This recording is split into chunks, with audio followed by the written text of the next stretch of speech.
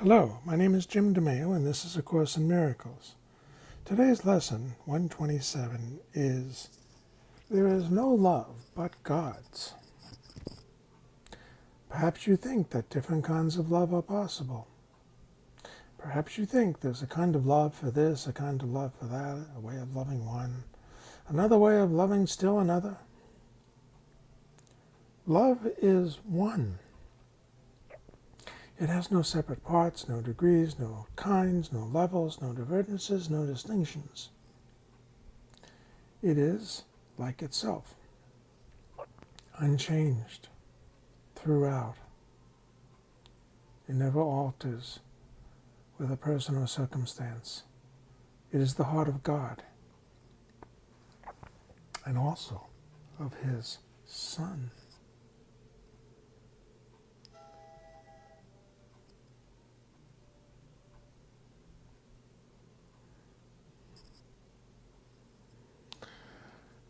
Love's meaning is obscure to anyone who thinks that love can change.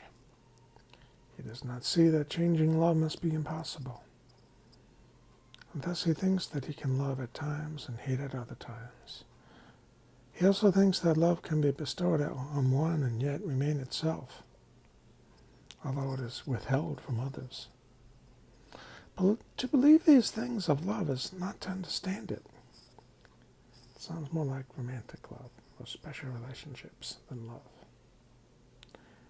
If it could make such distinctions, it would have to judge between the righteous and the sinner.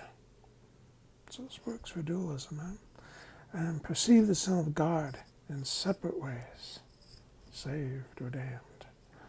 Love cannot judge. As it is one itself, it looks on all as one. Its meaning lies in oneness, and it must elude the mind that thinks of it as partial or in part.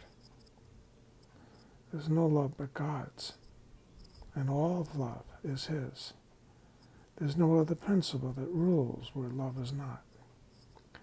Love is a law without an opposite. Its wholeness is the power holding everything as one, the link between the Father and the Son which holds them both forever the same. No course whose purpose is to teach you to remember what you really are could fail to emphasize there can never be a difference in what you really are and what love is. Love's meaning is your own and shared by God Himself. For what you are is what He is. There is no love but His, and what He is everything there is. There's no limit placed upon Himself, and so you are unlimited as well. No law the world obeys can help you grasp love's meaning, human love. What the world believes was made to hide love's meaning and to keep it dark and secret. There is no one principle the world upholds but violates the truth of what love is, and what you are as well, limited. A body, the special relationship. Seek not within the world to find your capital S self.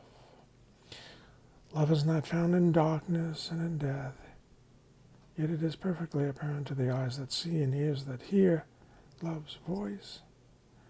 Today we practice making your mind free of all the laws you think you must obey, of all the limits under which you live, and of all the changes that you think are part of human destiny. Today we take the largest single step this course requests in your advance towards its established goal.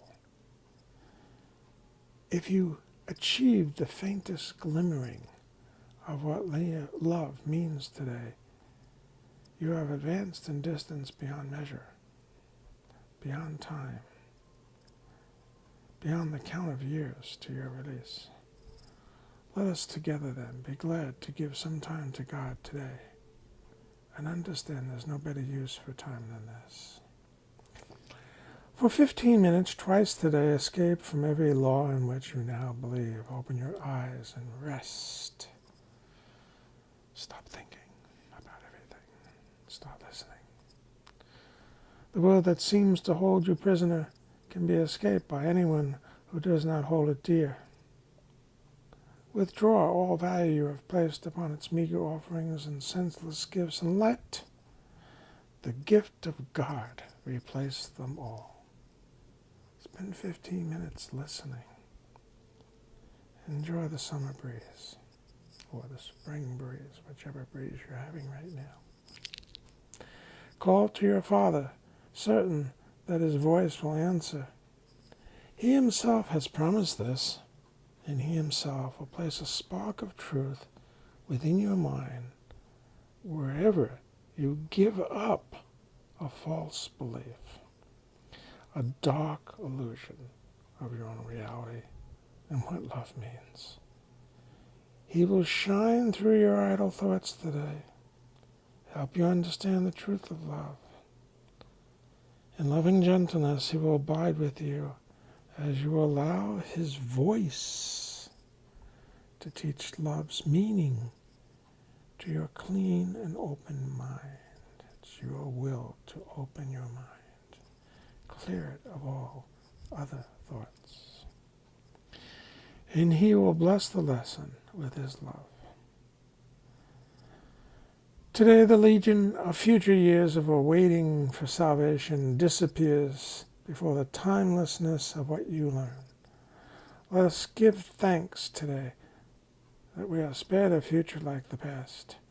Today we leave the past behind us, never more to be remembered, and we raise our eyes upon a different present, where our future dawns unlike the past in every attribute. The world in infancy is newly born, and we will watch her grow in health and strength to shed its blessing upon all who come to learn, to cast aside the world they thought was made in hate, to be love's enemy. Now are they all made free along with us. Now are they all our brothers in God's love. We will remember them throughout the day because we cannot leave a part of us outside our love if we would know ourselves at least 3 times an hour. Think of one who makes the journey with you, who came to learn what you must learn. As he comes to mind, give him this message from yourself in your mind. I bless you, brother, with the love of God, which I would share with you, for I would learn the joyous lesson that there is no love but God's, and yours, and mine, and everyone's. You don't have to grab and throttle someone and make them listen to you. Just think it. Understand the value of thought. Understand the power of